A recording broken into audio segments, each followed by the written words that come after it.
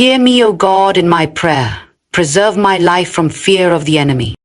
There is something about that cry, something about that voice that trembles not out of weakness, but out of deep faith. You see, beloved, God responds not to eloquence, but to honesty. And in Psalm 64, David doesn't come to God with polished words. He comes with raw desperation. And that is what touches the heart of God. You may not have the right words. You may not know how to structure a prayer the way others do, but heaven does not listen to structure. It listens to sincerity. David's voice rose like incense, not because he was strong, but because he was vulnerable, because he knew where his help came from. So many of you have been under pressure. You've been attacked, not just in the natural, but in the unseen places. Your mind, your home, your relationships. You've felt the sting of betrayal, the weight of worry, the shadow of fear. But I came to remind you today, when you cry out to God, He does not turn away. He leans in. Oh, don't you understand? Your voice is powerful, not because of its volume, but because of the one it's reaching. When the righteous cry out, the Lord hears. That cry is more than sound. It is a weapon. It pierces through the fog of confusion. It cuts through the cloud of darkness. It rises above every demonic frequency. And when it reaches the throne, the King of Kings rises to respond. David said, "Preserve my life from fear of the enemy." Now watch this. It wasn't just the enemy he feared. It was the fear itself. The paralyzing force that tries to creep into your bones and steal your faith. The enemy knows he cannot destroy you unless he can first intimidate you. That's why the first line of defense in Psalm 64 is not against arrows or weapons, but against fear. Fear is a spirit, and it is not from God. For God has not given us a spirit of fear, but of power, and of love, and of a sound mind. But oh, how that fear tries to seep into our sleep, whisper into our thoughts, make us question whether God sees or hears. That's what the enemy wants, to isolate you in your fear, to make you believe that heaven is silent. But I'm here to tell you, God is not silent. He is not distant. He is not ignoring you. Even now, yes, even now, He is attending to the sound of your cry. Some of you have been attacked by things you can't even explain. You've been in rooms where the atmosphere shifted and you knew something wasn't right. You felt heaviness that didn't belong to you. You've heard the words of those who call themselves friends, and yet every syllable carried poison. You felt curses. You didn't imagine them. You've felt the resistance of witchcraft, the schemes of hell, the pressure that comes when demons start to panic because you're getting too close to your breakthrough. And yet, even in the middle of all of that, your voice still has power. David did not begin this psalm by attacking his enemies. He didn't start with judgment. He started with a whisper. Hear me, O God, because he knew that if God heard him, the battle was already over. If God inclines his ear, then all of heaven's armies are already standing at attention. Your cry doesn't need to be loud. It doesn't need to be public. Some of the most powerful prayers are the ones you whisper through tears. The ones where you say, God, I can't do this anymore. The ones where all you can manage to say is, help me. Oh, how those words move him. The throne room shakes. When a child of God stops pretending and starts depending. Let me say this to your soul. Your voice matters in the spirit. Your cry has a frequency. The moment you open your mouth in faith, yes, even the weakest, trembling faith, something begins to shift. Angels begin to move. Principalities begin to back off. God himself steps into your situation, and the fear that once threatened to drown you begins to dissolve. So, don't hold it in. Don't let the enemy silence your prayer life. Don't let depression mute your praise. Don't let witchcraft cloud your clarity. Cry out, speak, declare, pray. Even if it's just one sentence, even if it's just a groan. Romans says, the Spirit himself intercedes for us with groanings that cannot be uttered. O child of God, even your groans are holy when they're surrendered to him. You are not alone. You are not forsaken. And You are not helpless. He hears you. They sharpen their tongues like swords. They bend their bows to shoot their arrows. Bitter words. That's what David wrote in Psalm 64, and oh, how true those words ring even today. There are some battles you never saw coming. They didn't begin with fists or weapons you could see. No. They began with whispers, with slander, with cold glances, with words spoken in shadows when you weren't there to defend yourself. Some of you know exactly what I'm talking about. You've felt the sting of a sharpened tongue. You've walked into rooms where something had shifted and you knew someone had poisoned the atmosphere with their words. And suddenly your favor dried up. The support you once had was gone. You hadn't changed, but something had. Words can change, but something had. Words can shift spiritual climates. Words can bind, can curse, can kill reputations, can stir up confusion.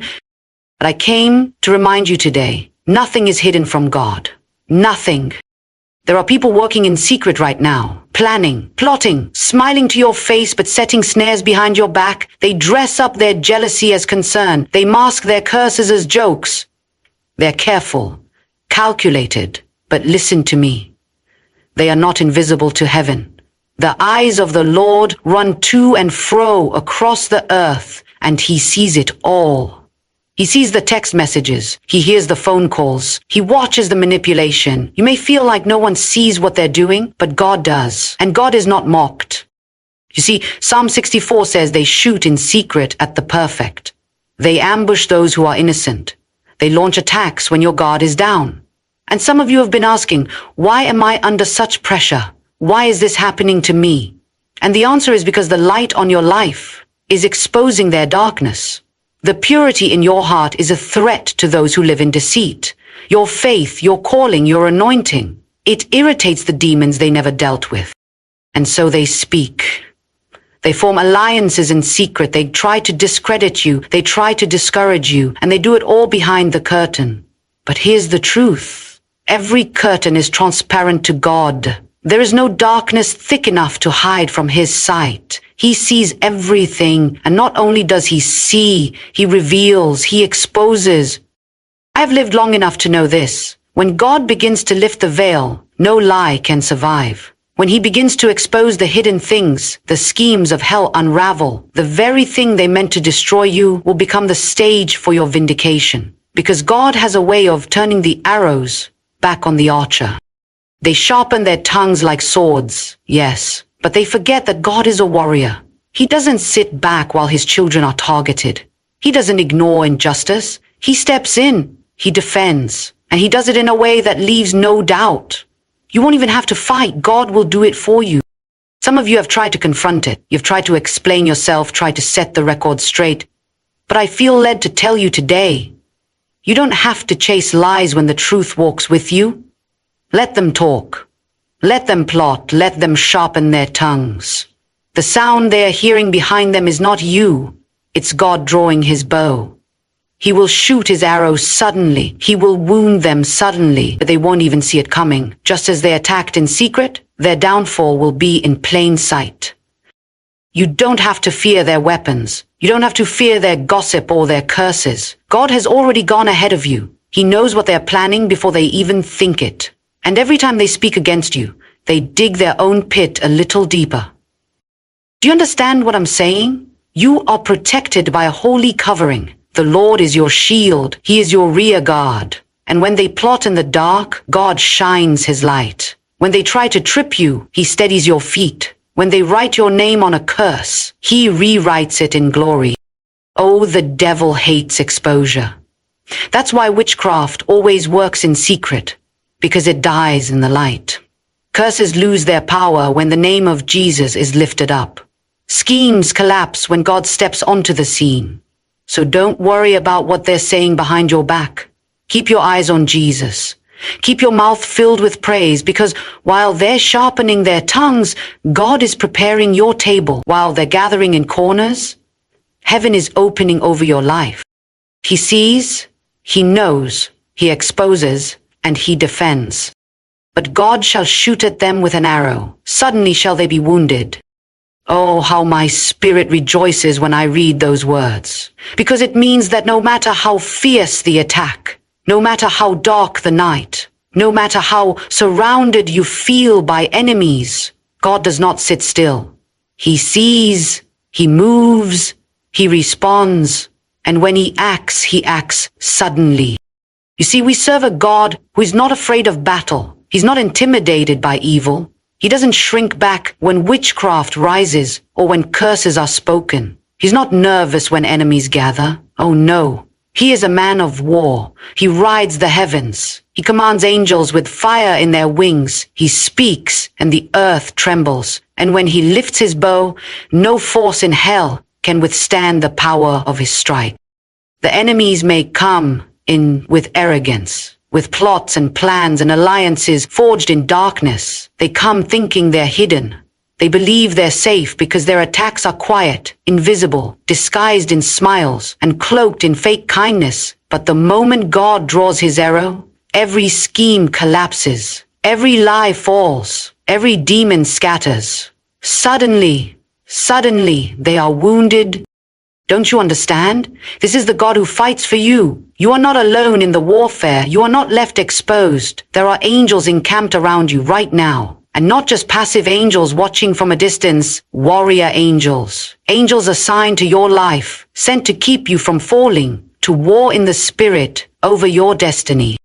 Some of you have been walking through storms that you can't even talk about. You've been under attack in ways that others wouldn't believe. There's been pressure in your mind, in your emotions, in your home. And you've been wondering, God, when will you step in? How long do I have to endure this? But listen to me. God knows the exact moment to strike. He knows when to reveal his power. He knows when to lift the veil. And when he does, it will be sudden. The beauty of the word suddenly is that it carries surprise. It carries the element of divine timing. To you, it may feel like delay. To heaven, it's divine preparation. Because when the moment is right, when the setup is complete, God releases his arrow and it always hits the target. He does not miss.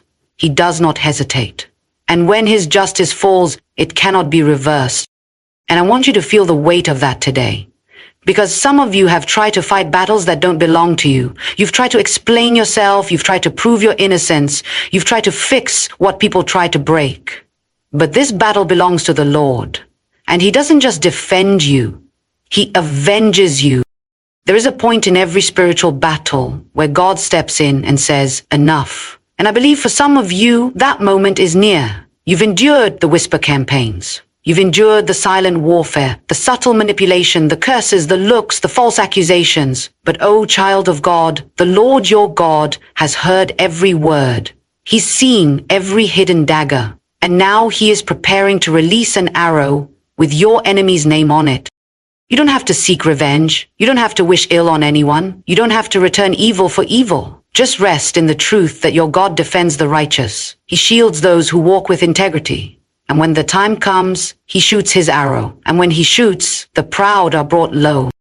And hear me, this is not just about vindication. This is about protection. God wounds the enemy not just to repay injustice, but to stop it from continuing. He brings down the wicked to protect the path of the righteous. He silences the curses to preserve the blessing. He disrupts the plans of the enemy so your destiny can go forward unhindered.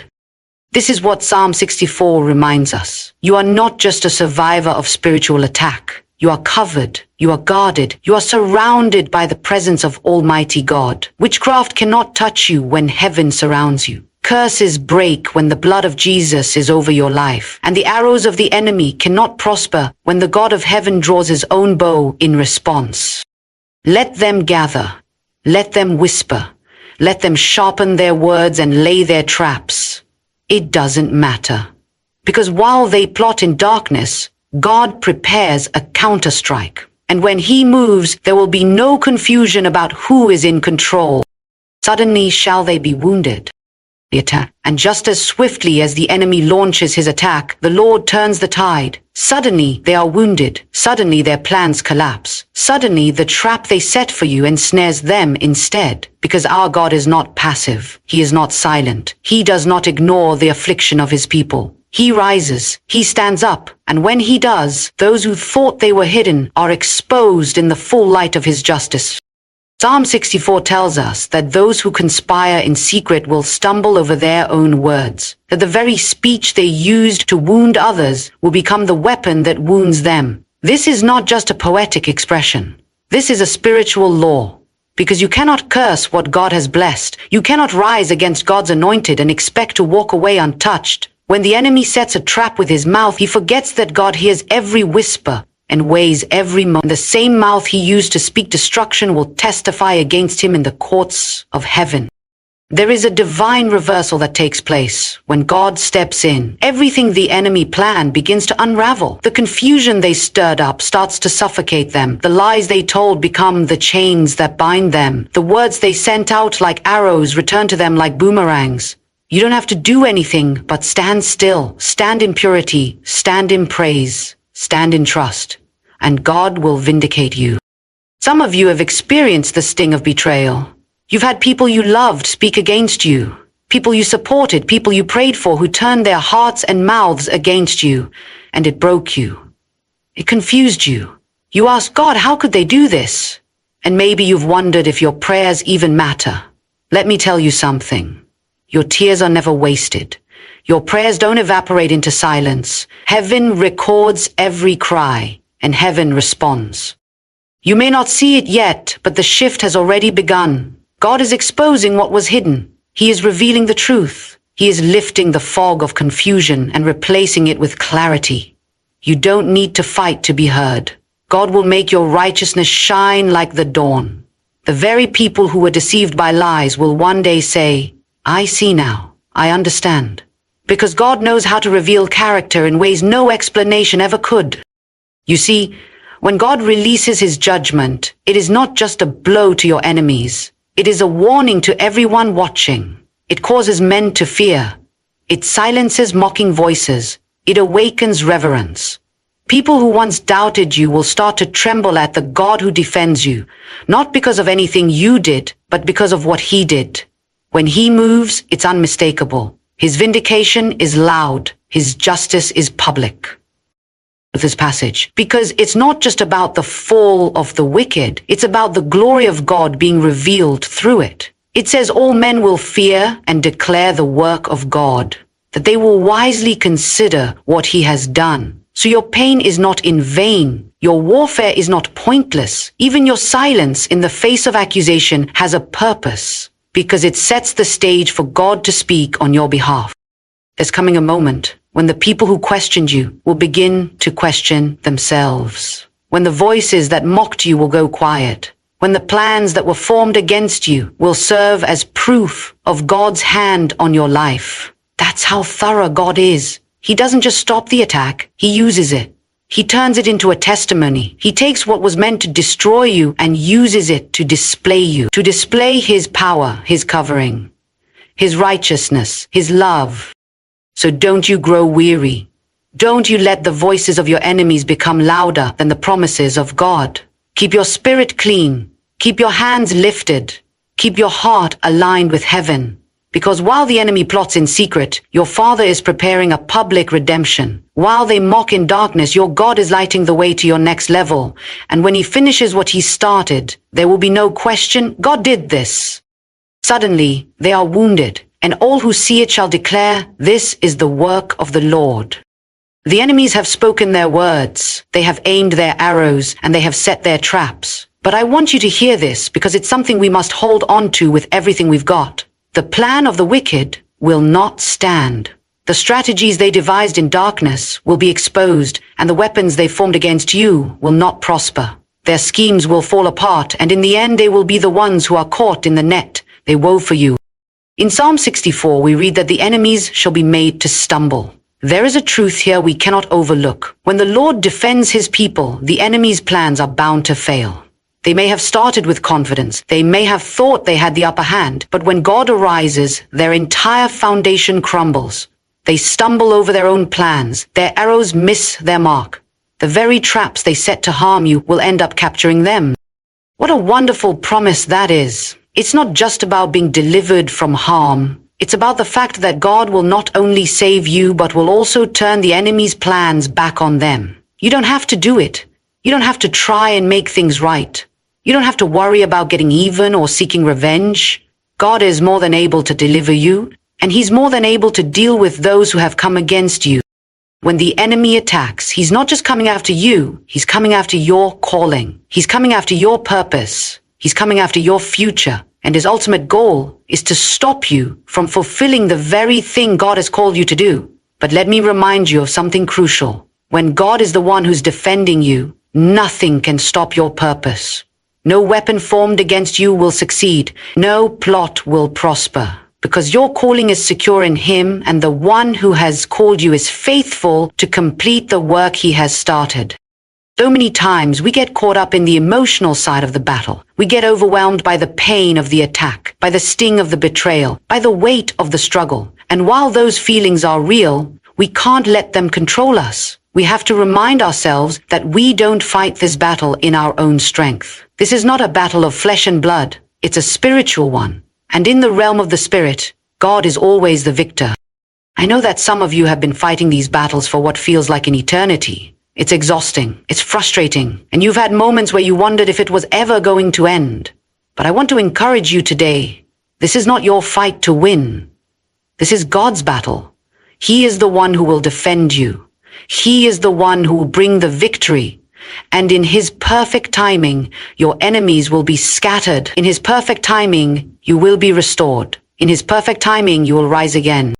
Because when God stands on your behalf, He is never defeated. He never loses. The victory is already secured in Him. And when He arises, everything that was meant for your harm will be turned around for your good. The very attacks that the enemy thought would break you will become the very things that propel you into your destiny.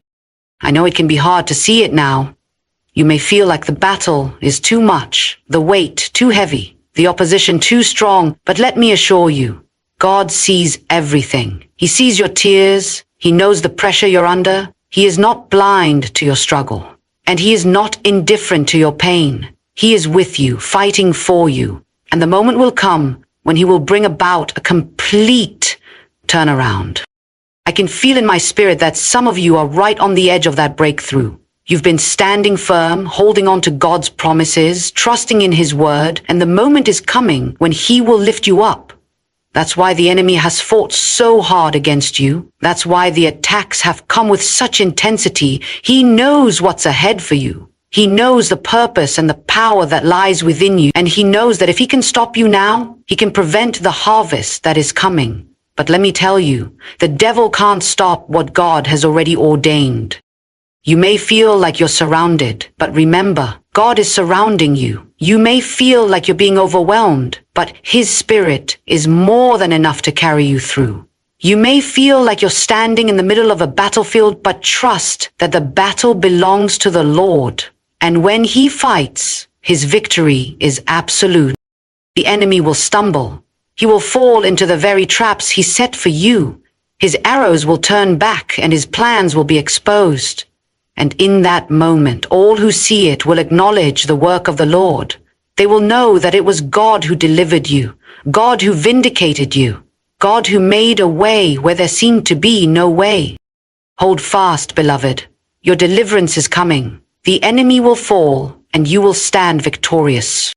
And now, as we reflect on all that we've learned from Psalm 64, we must remember this last critical truth. The enemy's defeat isn't just about vengeance or justice. It's about the glory of God being displayed in your life. This psalm doesn't just promise that God will act against those who rise up against you. It promises that the result of His intervention will cause all